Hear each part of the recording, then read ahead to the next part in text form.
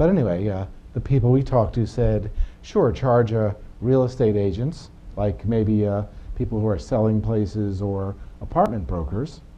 And I know that they're very popular here. And then we could charge job posters, like employers and recruiters. To be really clear, again, we're charging employers and recruiters, not people looking for a job. We charge apartment brokers and real estate agents, not someone looking for a place to live. And that was the strongest recommendations there. There were other ones, like maybe charge car dealers to post ads. We have never acted on that kind of thing. Recently, we've started charging for postings in erotic services, but that's to address a specific social concern, specifically that of illegal ads of a certain variety.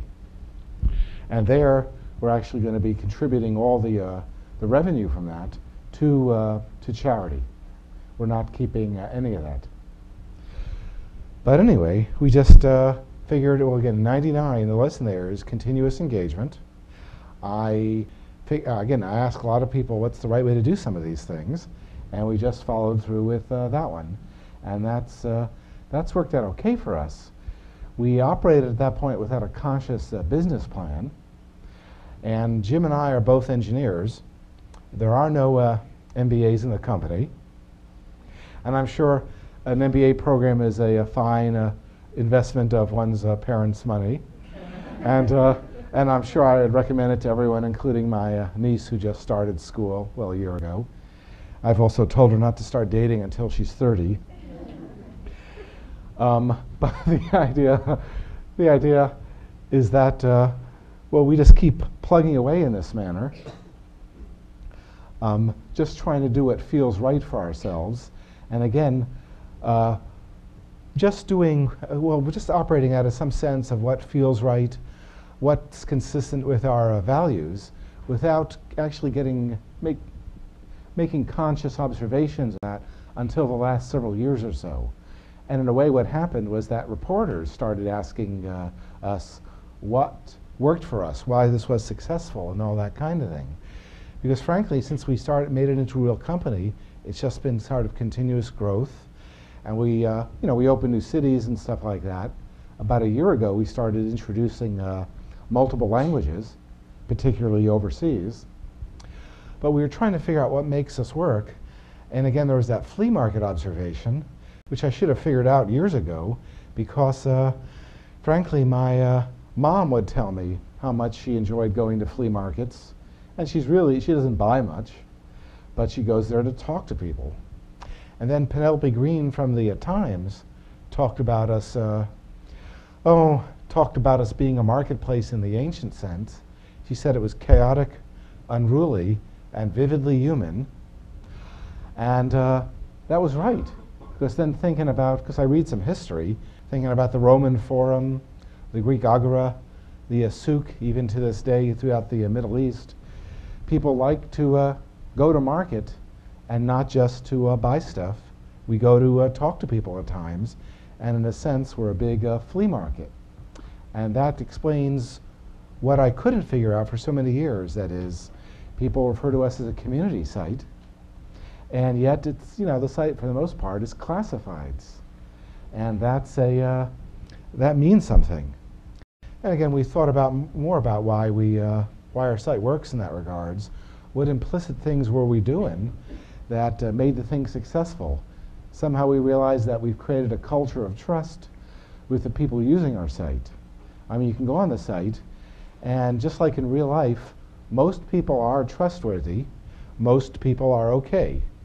I mean, we've evolved to perceive threats out of proportion to their reality. I mean, that is an evolutionary thing. But, there's not that many bad guys out there.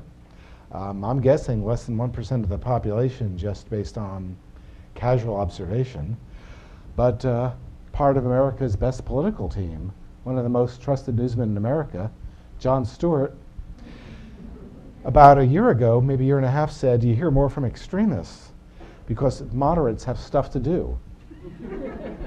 And again, we see that on our discussion boards. The craziest people, the most racist, the people posting the ugliest things, judging by their patterns of posting, they don't have a job. And I remember one even losing their job because they talked about it, because he was spending too much time on discussion boards. But the idea is that people are generally okay, and you trust them, you give them some power over things, and they respond with that trust. On our site, if you see an ad that's wrong for some reason, you can flag it for removal, and if other people agree with you and flag it also, that's removed, the ad is removed automatically. It's a voting system, it's a democratic system, and just like anything democratic, it's flawed. Churchill said something about democracy is a lousy form of government, but it's just the best anyone has tried. And he was right. He's not doing much writing anymore, although Stuart did get Jefferson to write the intro for his book, so there is hope. So again, we have somehow developed this culture of trust. And digging down deeper, we think it's because, well, in Sunday school or the equivalent, you're told to treat people like you want to be treated, which is how most people in the world try to operate. And that's in itself is just words, but if you follow through with that, and then follow through with it again, that actually means something. I mean, frankly, I'm used to hearing from companies who talk about that, and then when you look at their customer service, maybe they don't mean it. But we're trying hard. We could do better with customer service. I operate on that assumption, well, basically forever. But we try hard. Corollaries to that principle, just the notion that you want to give the other person a break. And sometimes live and let live isn't a bad operational philosophy. And somehow by following through with that stuff, maybe that's core to how we built this, this culture of trust we talk about. Hard to say, but we just keep following through with that, see what happens, and then just going through with it. That means doing uncomfortable things at times. Part of what works is knowing when to get out of the way, which is pretty much all the time. Like me stepping aside to make Jim the CEO, that was awkward and a little tough, but it's worked out mighty well. A better example is Hurricane Katrina, where we saw quickly people starting to repurpose our New Orleans site the way they needed to use it rather than our idea of how it should be used. We're not purists. And immediately people were offering, well, what happened was that people were trying to let friends and family know where they were headed, like to Baton Rouge. Also, people posted notices asking where friends and family might be located, maybe lost. Shortly after, people were offering housing and then jobs to survivors. Again, people repurposed the site. It worked out pretty well. We're not going to get in the way. For that matter, the tech team created a Baton Rouge site on the fly pretty fast, seeing that a lot of survivors were headed there. And that worked out. But the deal is that we had a clue as to when to get out of the way. Talking about these shared values, it's occurred to me that those are the values of small towns across the country, and I guess through the world. Small towns include ones like the East Village or maybe around NYU, because cities like this are composed of neighborhoods which are basically small towns. So I make the observation that small town values, big city values, same thing. People do disagree, although people may disagree more on the basis of age-related divides or other demographic divides or psychographic divides. But if someone is trying to differentiate or trying to pick a fight on the basis of small town values versus big city values, or this whole culture war thing, as far as I could tell, they're trying to get your attention by picking a fight, sometimes with the intent of running a scam on you.